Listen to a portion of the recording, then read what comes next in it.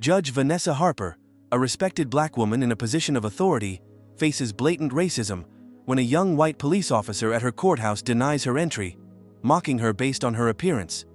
Despite her status as a judge, the officer refuses to recognize her authority, subjecting her to humiliation in front of a crowd. This shocking act of racism is compounded by the passive bystanders, who do nothing to intervene. Vanessa must confront not only the officer's blatant prejudice, but also the deeper systemic biases that permeate the very institution she serves. The streets of downtown San Francisco hummed with the usual rhythm of the city: honking taxis, bustling pedestrians, the faint chatter of outdoor cafes. But in the midst of it all, Dr. Elijah Carter stood as an anchor of calm tall, with sharp features and the easy confidence that came from decades of success. Elijah could have easily been lost in the crowd of well-dressed professionals hurrying to their morning meetings, but he was different. While others navigated through life, chasing promotions or validation, Elijah seemed to have already attained the heights most could only dream of. Yet, despite his status as one of the city's most respected neurosurgeons, he chose to move through the world with an understated presence. He slipped his sunglasses off as he entered the small neighborhood diner, nodding at the waitress behind the counter. This wasn't a place where someone of his stature typically dined. The laminated menu was old, coffee cups chipped, and the smell of greasy breakfast specials clung to the air like a blanket. But Elijah didn't mind. He liked places like this. Humble, unpretentious. It reminded him of where he had come from, of the days when success seemed distant and almost impossible to reach. "Good morning, Dr. Carter," the waitress greeted him, her voice warm but slightly hesitant. She was probably used to seeing doctors from the nearby hospitals rush in for their takeout orders, briefcases in hand, no time to engage with anyone. He smiled back, a gentle acknowledgement that conveyed respect without needing to be stated outright. "Morning, Janine. How's the coffee today?" "Freshly brewed," she replied, placing a steaming mug in front of him. "The usual?" Elijah nodded. "Just the usual, thanks." He took a sip of the coffee, letting its warmth settle in. It was his quiet moment, one of the few times he could truly escape from the whirlwind of surgeries, consultations, and constant pressure that came with his title. But even here, in the calm of the diner, he felt the ever-present undercurrent of tension, the societal pressures that he carried, even when no one was watching. As Elijah glanced around, the hum of the city outside seemed to fade away. His mind wandered back to the previous week, to a high-profile surgery he had successfully performed at the hospital. His reputation had grown to legendary status in medical circles, a fact that had come with its own burdens. The more he succeeded, the more eyes seemed to turn on him, not just for his medical expertise, but for the fact that he was black. He'd fought long and hard to reach this point in his life, overcoming barriers that many of his peers had never even considered. But with success came an increasing sense of isolation. People looked at him differently now. When he walked into hospital corridors, there was a mix of admiration and something else, something he couldn't quite put his finger on. A reluctance to fully accept him in spaces they had never expected a black man to occupy. He had earned his place at the table, but sometimes it felt like he was only invited there out of obligation, not because he truly belonged. As he stirred his coffee absent-mindedly, a couple seated at a nearby booth caught his attention. The man had his back to him, but Elijah recognized him immediately. Jack Thornton, a prominent venture capitalist in the city, known for his successful investments in tech companies. His profile was plastered on billboards, and his face had graced magazine covers. Jack's wife, a blonde woman with sharp features, sat beside him, scrolling through her phone. Elijah had never met them personally, but he knew their type well: wealthy, influential, often dismissive of anyone they deemed out of place. He had crossed paths with people like them at gala dinners and fundraising events, the kind of people who always had something to say about making a difference, but would only ever support causes that were popular, that wouldn't cost them anything. As Jack laughed at something his wife said, their conversation drifted to something Elijah couldn't help but overhear: his name. "Did you hear Dr. Carter did that surgery last week?" Jack asked, his tone not quite as impressed as it should have been for a man of Elijah's accomplishments. His wife replied, her voice airy. "Did you see the report? The one about his charity work for underprivileged kids?" "Honestly, I'm not sure how much good that actually does." Elijah's hand tightened around his mug. It wasn't unusual for him to hear whispers about his charity work, especially from people like them. The assumption was always the same, that his work was less about genuine service and more about gaining attention. What they didn't see, what they never would see, was the sacrifice behind it. The nights spent in clinics, the medical supplies he'd personally financed, the endless hours spent mentoring young, aspiring doctors from disadvantaged backgrounds who never seemed to have the same opportunities. His pulse quickened, but he forced himself to stay calm. He was used to the comments, he had learned to navigate them, to let them slide off without affecting him. But today, something about it stung more than usual. Maybe it was the culmination of years of hearing that he wasn't truly respected, no matter how much he gave. He had heard it in medical schools, in boardrooms, and now here, in this very diner. Suddenly, Jack turned in his seat, his eyes meeting Elijah's for the first time. The recognition was instant. Elijah could see it in the way Jack's expression shifted, the slightest flicker of discomfort, before he quickly masked it with a forced smile. "Elijah Carter, isn't it?" Jack said with a nod, his voice polite, but not warm. "Quite a reputation you've built for yourself." Elijah's lips tightened, but he forced a smile. He had dealt with this before. It was the type of cordial acknowledgement that came from those who had never experienced the struggles he had, who didn't know the true price of the title they casually threw out. "That's me. How's business, Jack?" "Can't complain," Jack said, his voice cool now. "You still working on that charity? I see it gets some good press." "It's something I'm passionate about," Elijah replied evenly. "Every kid deserves a chance to succeed." Jack's wife looked up from her phone, her eyes lingering on Elijah for just a moment too long. He could tell what she was thinking without her saying a word. How could someone like him achieve so much in a world that wasn't designed for him? It wasn't just curiosity, it was disbelief. "Well," Jack said, looking back at his wife, "it's nice to see someone giving back. Though I do wonder if your efforts could be better spent. Elijah. Maybe in areas that matter more." Elijah's heart clenched, but he didn't let his frustration show.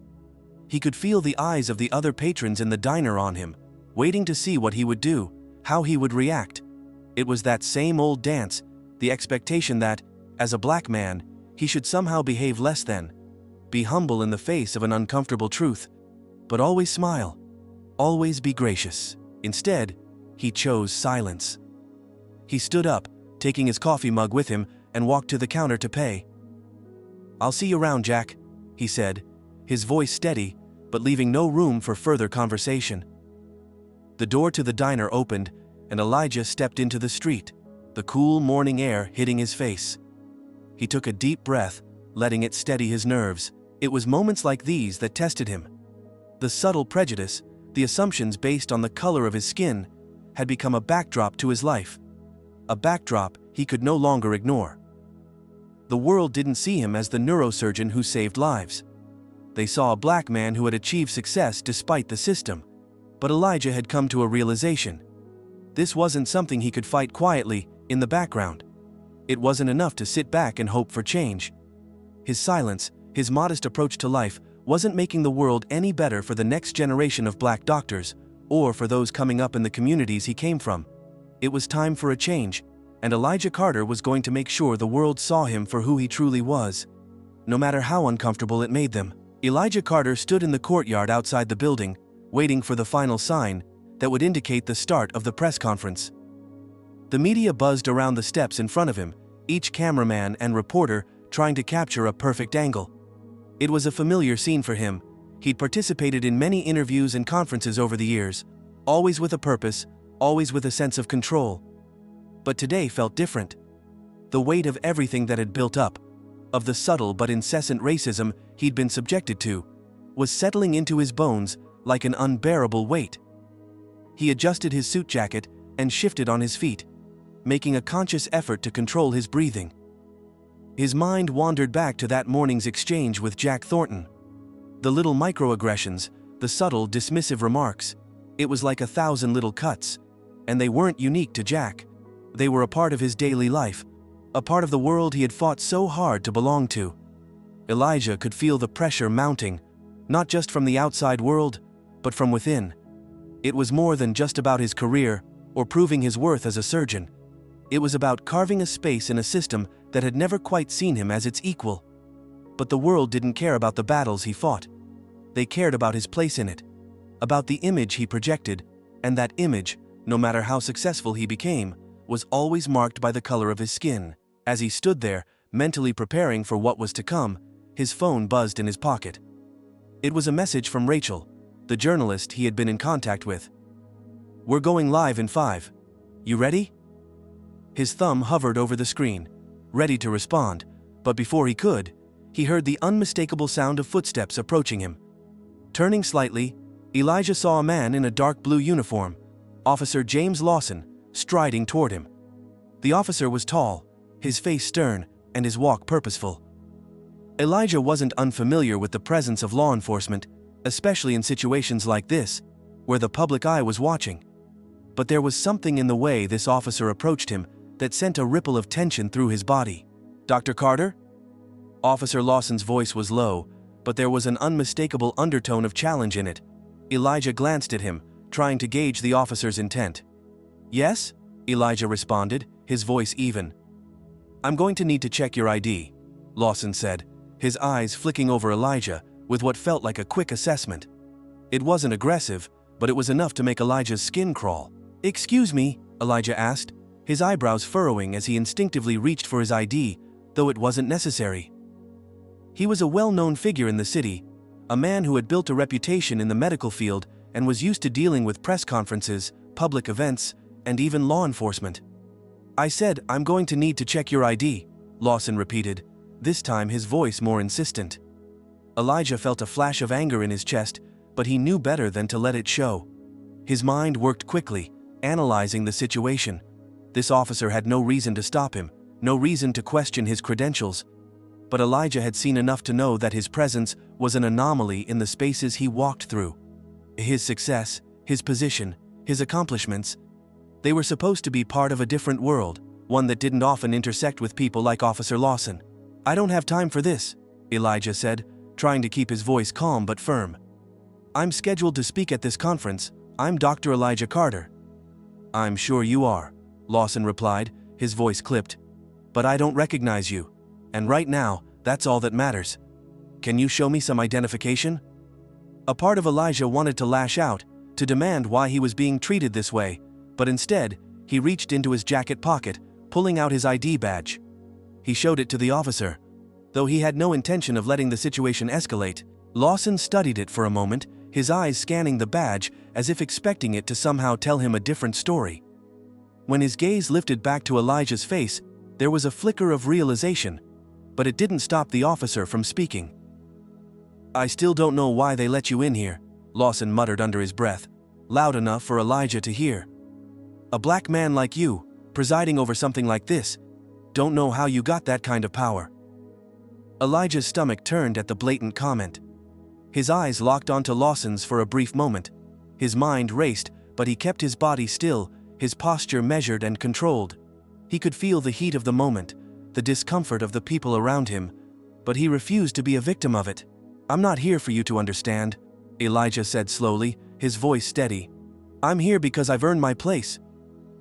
Lawson didn't respond immediately. He stared at Elijah, his expression hard, as if trying to weigh the truth in his mind. Then, with a dismissive grunt, he stepped aside. "Fine. Go ahead, but don't make a scene," Lawson muttered, already turning away. Elijah stood for a moment, the words hanging in the air. His chest was tight, his pulse quickening. The dismissal, the assumption of inferiority. It wasn't new, but it felt sharper now, more targeted. He had fought so hard, worked so tirelessly to get to this moment, to be seen as more than just a man of color, to be respected for his skill and intellect. And yet, here he was, still questioning whether he truly belonged. But he couldn't let it break him. Not now. Elijah walked past the officer without another word, heading toward the steps where the press conference was about to begin. As he reached the podium, the cameras clicked into action, the room filled with flashes. The tension in the air was palpable. Elijah could feel the eyes of the room on him, but he held his head high. He stepped up to the microphone, adjusting the stand slightly. He had something to say, and he wouldn't let anything hold him back now. "Good afternoon," Elijah began, his voice strong and measured, carrying through the room. "Thank you for being here. I've spent the better part of my life working in the medical field, breaking barriers, and fighting for the patients I've dedicated myself to. But what I'm here to talk about today is something larger, something that has no place in this courthouse, no place in this city, no place in this world." His words were deliberate, each one chosen carefully to convey not only the truth, but the weight of his experience. We live in a world where assumptions are made based on the color of one's skin, where the power that some of us have worked our entire lives to earn is questioned the moment we step out of line in someone's eyes, where a black man like me, no matter how much I've accomplished, can be treated like an outsider, even in the spaces where I've earned my place. He paused, allowing the room to absorb the gravity of what he had just said. The air in the room had shifted. There was no turning back now. I've seen it all my life. People who look like me being overlooked, underappreciated, dismissed. And it's time to stop pretending that these acts of racism are isolated incidents. We need to confront the system that enables them, that allows them to flourish unchecked. And it's time for those of us who've had enough to stand up, to fight for those who can't. The room was silent for a moment. Elijah could feel the tension building, a mix of admiration and discomfort washing over the crowd. He had done what he had come to do. He had exposed the truth, whether they were ready for it or not. But as he spoke, something inside of him shifted. This wasn't just a moment for him to vent his frustrations. This was the beginning of something larger. The fight wasn't just about his personal struggles. It was about confronting a system that sought to keep him, and others like him, from rising above the status quo. The battle was just beginning, and Elijah Carter was ready to face it head-on. The press conference had ended, but Elijah could still feel the weight of the room pressing on him. The cameras had clicked and flashed, and his words had echoed into the air, but the victory was bittersweet. As he stepped away from the podium, his mind was racing through the implications of everything he had just said and everything he was about to face. He hadn't expected things to change overnight. No, this was just the beginning. But what he didn't anticipate was the backlash. The subtle, insidious whispers had already begun. People, some of the colleagues and law enforcement officials, had already begun to dismiss him, paint him as an agitator. To some, he wasn't the brilliant surgeon, the expert, the man who had worked his way to the top. No. To some, he would always just be the black man who dared to demand more. As Elijah walked down the steps of the courthouse, a cold wind sweeping through the crowd, he couldn't ignore the icy gaze of Officer James Lawson.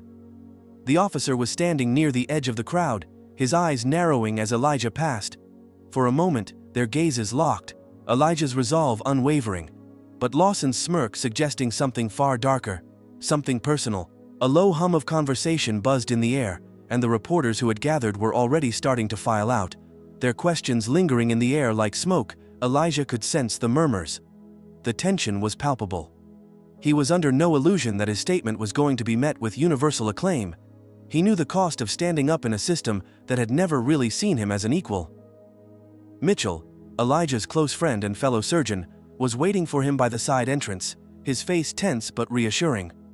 "You did good in there," Mitchell said, his voice low. "But we both know this isn't going to end here." Elijah nodded, his gaze never wavering as he met Mitchell's eyes. "No, it won't," he said quietly. "This is just the start. They won't let me just walk away. This fight is only getting started." Mitchell looked around at the bustling crowd, his expression grim. "I know," he muttered. "But be careful. You're making a lot of enemies." Before Elijah could respond, his phone buzzed. It was a message from Rachel. "They're moving fast. You need to watch your back."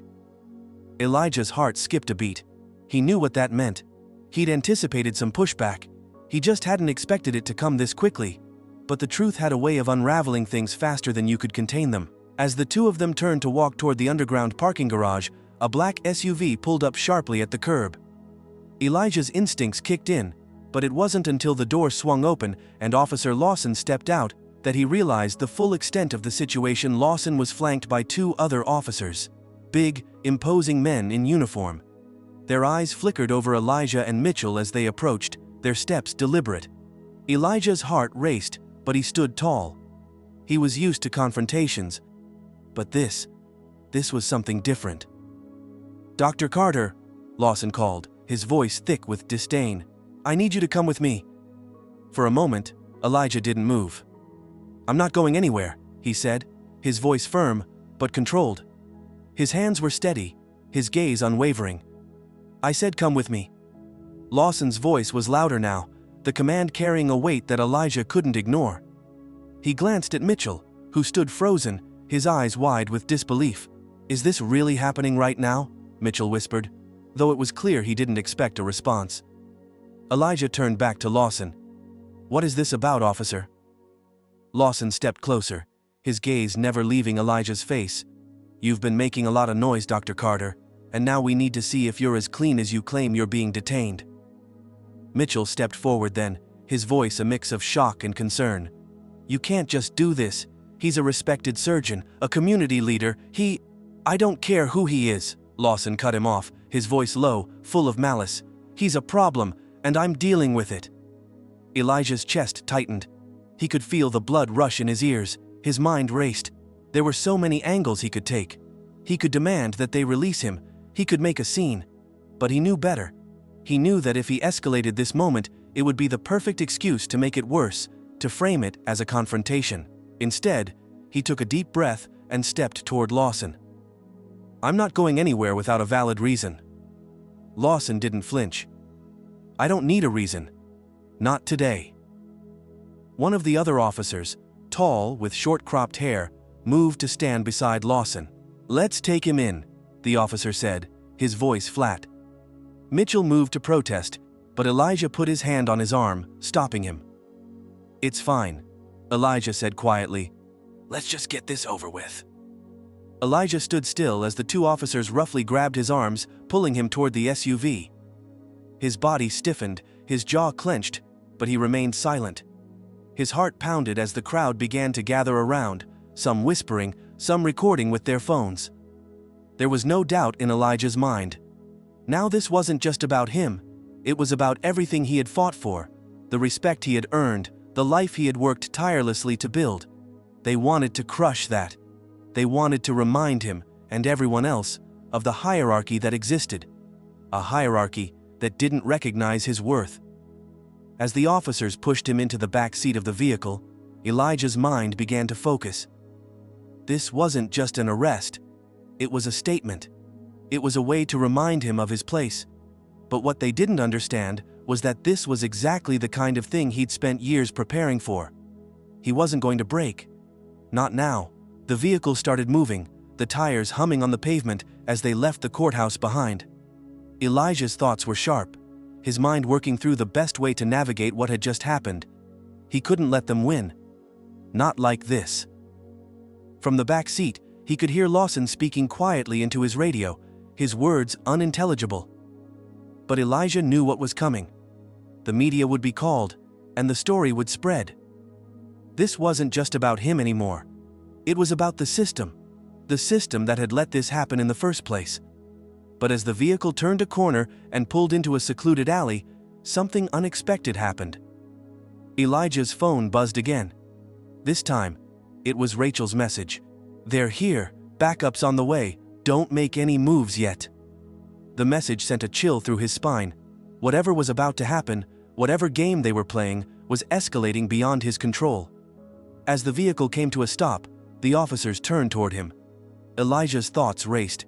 He wasn't sure how much time he had before things went from bad to worse, but one thing was clear. They had just crossed a line, and he wasn't about to let them get away with it. The black SUV screeched to a halt at the edge of a dark alley, its headlights cutting through the evening haze. The sudden stop jerked Elijah against the seatbelt, his body tensing. He could feel his pulse in his throat, the tension building as the door opened and two officers stepped out, their faces stoic and unreadable. This wasn't just a misunderstanding anymore. They were taking him somewhere that wasn't the courthouse, somewhere that might be even more dangerous. Elijah had known this was coming. He'd seen the signs, heard the whispers. They weren't just going to let him speak out, not with the momentum he was gaining, not with the questions he was forcing them to answer. "Out," one of the officers ordered, his voice flat, like Elijah was nothing more than an inconvenience. Elijah's gaze flickered to the alley's entrance, empty, quiet. His mind spun through every scenario. His phone was still in his pocket, buzzing incessantly. Rachel had sent another message, but he couldn't look at it right now. He needed to remain calm. He needed to keep his head. "I'm not going anywhere without an explanation," Elijah said, his voice low but commanding, his words carrying weight. The officer scoffed, his hand brushing the holster at his side. "You don't get to make the calls here." Elijah's body stiffened, but he didn't move. He wasn't going to give them the satisfaction of seeing him rattle. He couldn't. If he did, everything he had worked for, everything he had built, would be ruined. He knew it, and they knew it. "You're going to regret this," Elijah said under his breath, but his resolve was unbroken. He could hear Mitchell's voice in his mind, that constant reminder, "Stay calm, let them show their hand." The officer's fingers tightened around the grip of his radio, and Elijah's eyes flickered toward the shadowed alley. The silence stretched between them like a taut wire. There was no turning back now. Another officer appeared in the darkness, his tall frame cutting through the shadows. Officer Lawson. The one who had been so cold, so dismissive earlier. The one who had questioned his very right to stand in the courthouse, let alone speak his mind. "I told you this was coming," Lawson said, his voice laced with venom. He looked down at Elijah with disdain, the lines of his jaw tight, eyes cold. "You're not going anywhere, not until we get this straightened out." Elijah met his gaze, unflinching. The weight of their power was pressing down on him, but he would not bend. "You think this is just about me?" he asked, his voice steady. "You think I'm the problem? It's not just me. It's this entire system you protect, a system that's broken beyond repair." Lawson's lip curled into a sneer. "You're a fool if you think anyone cares about your speeches. You don't belong here." "Why?" "Because I speak the truth. Because I'm not afraid to stand up and demand better," Elijah asked, his voice rising now, each word heavier than the last. "I'm not the problem. You are. You and every other person in this system who is content to let it stay the way it is." Lawson stepped forward, his shadow looming over Elijah. "Shut your mouth. You're a nuisance, and that's all you'll ever be." Just as Lawson reached out to grab Elijah by the arm, there was a sudden voice from behind. "Is this really necessary, officer?" Elijah's heart skipped a beat as he turned toward the voice Mitchell, standing in the doorway of the alley. His figure was barely visible, but the defiance in his posture was undeniable. Mitchell's expression was calm, but there was a hint of fire in his eyes. The very same fire that had kept Elijah grounded in the face of everything the world had thrown at him. "Mitchell, don't—" Elijah started to warn, but it was too late. The officer turned toward Mitchell, a look of annoyance creeping across his face. "What's your business here?" "I'm here for my friend," Mitchell replied, taking a step forward. "He's done nothing wrong, but you're trying to make something out of nothing. I'm not letting you drag him into whatever this is." Lawson's gaze flickered to the other officer, a silent exchange passing between them. He didn't like this. The thought that someone was watching, that someone was challenging his authority, it didn't sit well with him. But then, there was something more, something deeper. The tension in the air was palpable. Elijah could see it. The fear, the hesitation. "Take them both," Lawson muttered under his breath. Before Elijah could react, the two officers lunged at him, their hands seizing his arms in a swift, practiced motion. He barely had time to brace himself before they shoved him forward, towards the alley. Mitchell stepped forward, his hand raised in protest, but one of the officers blocked him, the rough shove pushing Mitchell back against the brick wall of the alley. "Stay back," one officer shouted, his face twisted with rage. "Or we'll take you too." Elijah's pulse thundered in his ears. He could feel the cold steel of the handcuffs as they locked around his wrists, the pressure of the metal biting into his skin. Every movement they made only served to escalate the tension. He wasn't scared, not anymore, but the stakes were rising. The more they tried to break him, the more determined he became. They couldn't get away with this. He glanced at Mitchell, who was now pinned against the wall, his face flushed with frustration. The moment stretched, the seconds feeling like hours. "I'm not afraid of you," Elijah spat, locking eyes with Lawson. "Do what you have to do. But remember this, you will not silence me. I'm not just a voice for me, I'm a voice for everyone you've tried to bury." The officer yanked him forward, pushing him toward the SUV, the harsh growl of the engine roaring to life. "We'll see about that." As they shoved him into the back of the SUV, Elijah's mind began to race. He couldn't let this moment pass without action. He had a platform now. He had power in his words, in his truth, and that was something they could never take from him. He knew that he couldn't just let them hold him in silence. He had to make them see. But as the doors of the SUV slammed shut, and the sound of the engine filled the air, Elijah's heart was still beating wildly in his chest. What had begun as a peaceful protest had quickly spiraled into something darker, something more dangerous. As the vehicle turned down an unfamiliar road, Elijah felt a tightening in his chest, but there was no time to second-guess himself. He had to keep pushing, had to make the world see the cracks in the system, the cracks they had tried so hard to keep hidden. They weren't going to silence him, not this time. He closed his eyes for a moment, letting the calm settle back into his mind. There was a plan forming now, one that he wasn't about to let go of. They weren't getting away with this. Not now. Not ever. The SUV rumbled to a halt in a dimly lit garage, its heavy door slamming shut behind them. Elijah's body tensed as the officers piled out, their boots echoing on the concrete floor. His heart hammered in his chest, but he wasn't afraid. No, not now. His mind raced, calculating his options, looking for the tiniest weakness in their resolve. They were mistaken if they thought they could break him. They had underestimated him from the start. One of the officers, a tall man with a scar along his jawline, leaned in through the window. "Out!" he barked, his tone laced with disdain. Elijah didn't move, his eyes narrowing as he sized up the situation. The moment he stepped out, he would be at their mercy, but the one thing they hadn't counted on was his ability to think under pressure. "I'm not going anywhere without a reason," Elijah said, keeping his voice steady, defiant. The officer's lip curled into a smirk. "You don't get to make demands here, boy." That word, boy. It was all the confirmation Elijah needed. He knew exactly what kind of man he was dealing with. "Get out now," the officer repeated, more forcefully. But Elijah wasn't just a man on the street anymore. He had fought too long, too hard, to let this moment break him. He had found his voice, and it wasn't just for himself. It was for everyone who had been silenced, for everyone who had been overlooked or dismissed because of the color of their skin, and it wasn't going to end like this. "Let's be clear," Elijah said, his voice low and controlled. "You don't get to tell me what to do, not anymore." With a single swift movement, Elijah opened the door, pushing past the officer before he could react. His hand brushed the officer's shoulder as he stepped out into the garage, and he felt the immediate heat of their anger. "You think you can walk out of here like nothing's happening?" the officer seethed, his hand hovering over his weapon. "We've got a lot to talk about." Elijah stood tall, meeting his gaze with the same intensity. "There's nothing to talk about. You already know who I am, and you know why I'm here." Behind him, the second officer, a younger man, shifted nervously, his eyes darting between Elijah and his partner.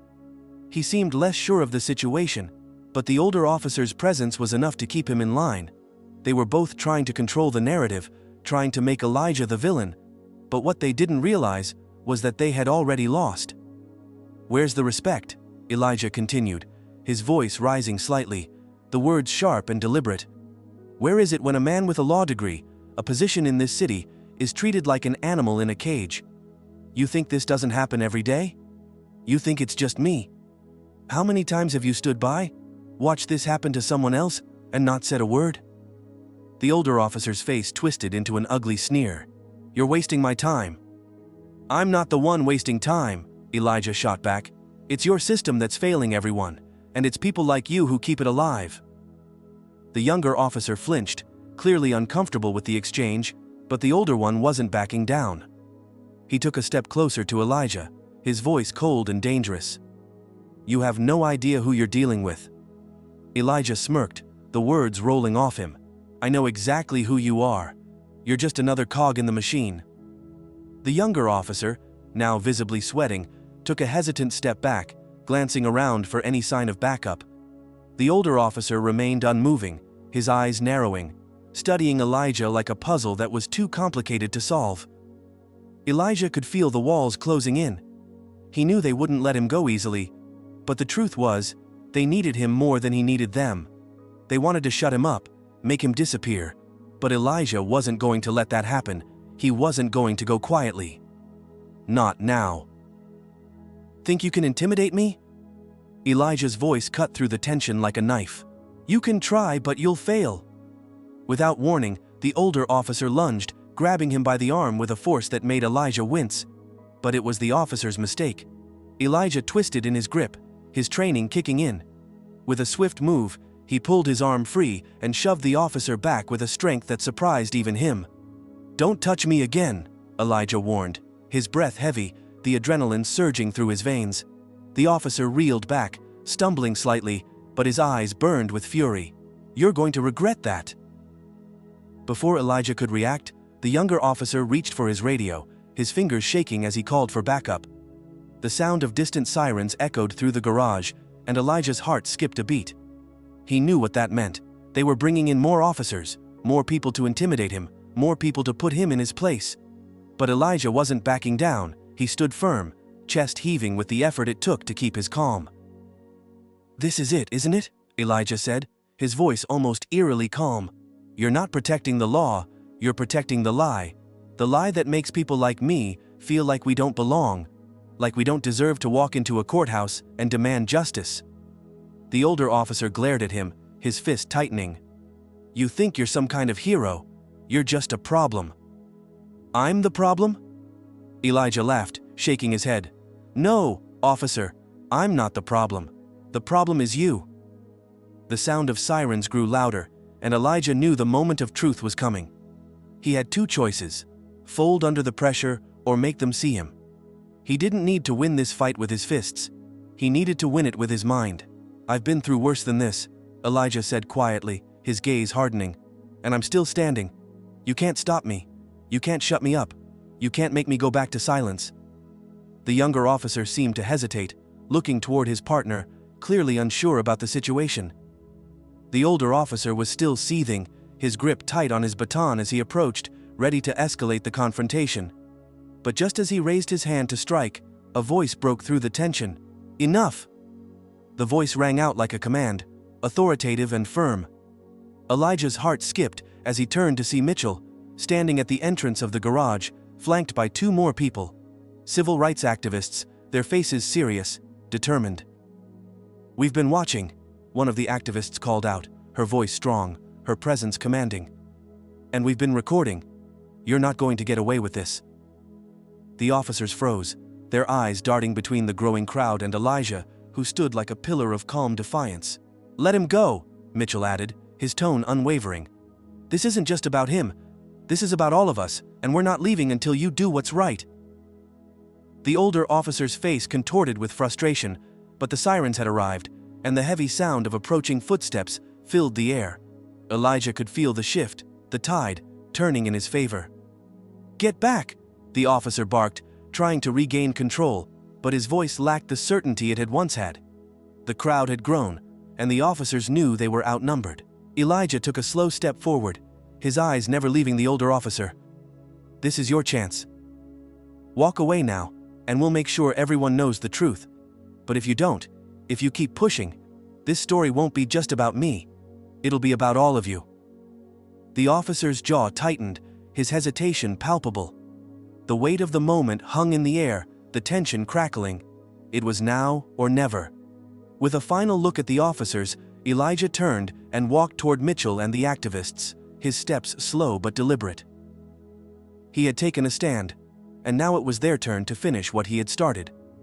Elijah stood at the edge of the small, dimly lit room, his fists clenched at his sides as the officers closed in. The air was thick with the stench of arrogance and raw tension. His mind raced, trying to make sense of the situation, but it wasn't a question of strategy anymore. This was personal. It wasn't just about him, or the lies they had told about him. It was about the whole system, the decades of disregard for black lives, for black power, for black voices. Officer Daniels, the one who had started it all, stepped forward, his boots clicking against the polished floor like a countdown. The smug expression on his face was one Elijah had seen 1,000 times before, in boardrooms, in courtrooms, on the streets. It was the face of someone who had been taught that the world existed to serve him. "You think you're some kind of hero, don't you?" Daniels sneered, his eyes scanning Elijah's face, trying to provoke him. His breath was shallow, with pent-up fury. "I'm not a hero, Daniels," Elijah replied calmly, the steady rhythm of his voice cutting through the air. "But I am a man who's tired of people like you thinking they can dictate who I am, where I belong, or what I'm worth. And that ends today." The words hung in the air, heavy and sharp. The silence that followed felt like an eternity. Elijah could feel the presence of the officers around him, their eyes watching, waiting for him to falter. But he wouldn't. Not now. Not ever. Daniel's face twisted into a scowl. He took a step forward, his body language aggressive, trying to loom over Elijah. "You think you're better than us, you're nothing. You'll always be nothing, just a token, a number on a piece of paper, playing in a game that's not meant for people like you." Elijah's jaw tightened, and his hands curled into fists. The officer had just made it personal.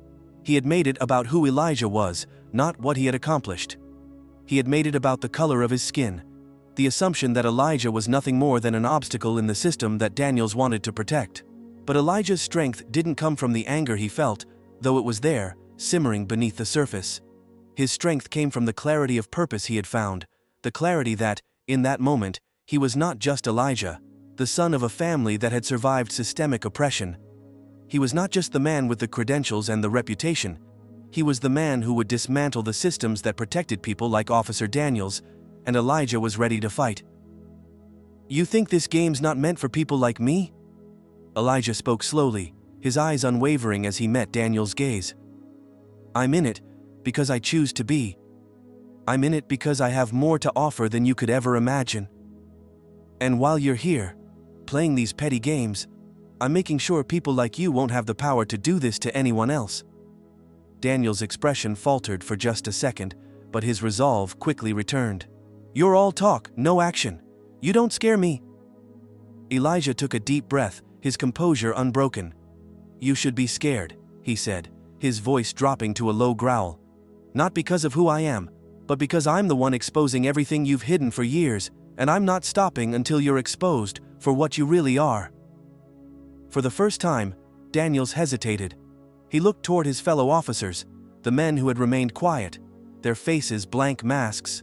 There was a flicker of uncertainty in Daniel's eyes, but it quickly vanished, replaced by a surge of anger. He took a step forward, his hand brushing the side of his holster, the threat clear. "I've had enough of this. You want to expose me, fine, but I'm not letting you walk away from this." Elijah knew exactly what Daniels was trying to do: intimidate him, provoke him into making a mistake.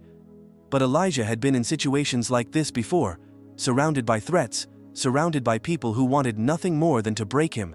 And every single time, he had stood tall, never backing down, never giving in to the pressure. Daniels's hand went to his gun, but before he could fully draw it, Elijah moved, faster than anyone expected. With a swift motion, he grabbed Daniels's wrist, twisting it sharply. The officer grunted in pain, stumbling back as Elijah wrenched the weapon from his hand, expertly maneuvering it out of the officer's reach. In that split second, the room froze. The other officers stared, stunned, unsure of what to do. Elijah was no longer just the black man they had underestimated, he was now the one holding power. And they didn't know how to respond. "Step back," Elijah ordered, his voice clear, authoritative. For a moment there was silence. Then, the younger officer, the one who had been unsure from the beginning, took a hesitant step back, his hand trembling slightly as he reached for his radio. He wasn't ready for this fight, and Elijah could see the doubt in his eyes. The older officer Daniels, however, was filled with rage. He was too proud to admit defeat. He lunged toward Elijah, a desperate attempt to reclaim control, but Elijah sidestepped him with ease, his movements fluid and precise. "You don't want to do this," Elijah warned. "You've already lost." The words hit Daniels like a punch to the gut, and for a brief moment, his fury flickered with fear. But instead of backing down, he tried again, this time grabbing at Elijah's jacket. "You think you've won? You're just a pawn in a game that's bigger than you." Elijah held his ground, but he didn't move to strike back. He didn't need to. He had already won. Not physically, but mentally. He was in control now. Daniel's face was twisted with frustration as he looked around at the other officers. They were still watching, unsure of what to do next. The realization hit Elijah. These men weren't the ones in power. The system they represented was. And if he was going to change anything, it was the system that had to be taken down. The officers were just cogs in the machine. He needed to make them see that. "This isn't about power over you, Daniels," Elijah said, his voice calm but full of conviction. "This is about power over the system that lets people like you operate with impunity. It's about making sure that no one can ever treat anyone the way you've treated me again, and I'm not alone in this fight." The words hung in the air. There was a shift, an undeniable change in the room. Daniel's arrogance was cracking, replaced by the realization that Elijah was not some random target. He was the beginning of something bigger, something that couldn't be ignored. But just as Elijah took another step forward, a voice interrupted. "Enough." The door to the room slammed open, and in walked Mitchell, flanked by a group of legal advocates and activists who had been monitoring the situation. They stepped in, their presence commanding attention. "Let's not make this about ego," Mitchell continued, his voice firm but calm. "This is about justice, and it's time we take this conversation outside of this room, outside of these walls." The officers froze. There was no more room for denial. The truth was out in the open now. Elijah wasn't alone, and the world was watching. The younger officer looked over at his superior, unsure of what to do next, but Daniels just stood there, his face flushed with anger and shame. He had no power left. "You're done, Daniels," Mitchell said. "You've lost, and so has the system you protect." For a moment, Elijah thought it was over. But then, Daniels stepped forward again, his eyes wild with defiance. "This isn't over," he spat. But Elijah didn't flinch. He knew the fight wasn't done. It had just begun. Elijah stood in the dimly lit room, his gaze fixed on the door, the weight of what had just happened pressing down on him. He had just faced down Officer Daniels, the very embodiment of the systemic forces that had kept people like him in the shadows for far too long. But the confrontation, though intense, was only the beginning. Elijah knew that the true battle lay ahead, not just in the walls of this building, but in the hearts and minds of a society that had to confront its own flaws. The moment Daniels had stepped back, his confidence shattered. Elijah had felt the tide begin to turn. But it wasn't over. Not by a long shot. The officer hadn't backed down completely, and the system that enabled his behavior was still very much in place. A sharp knock at the door brought Elijah out of his thoughts. He turned to see Mitchell, the lawyer who had supported him from the start, standing in the doorway. His face was tense, but there was a spark of hope in his eyes. "They're ready for you," Mitchell said quietly. "The press conference is about to begin. You've got a lot of people behind you now." Elijah nodded, grateful for the support, but the weight of what was coming next hung heavily in the air. This moment was critical.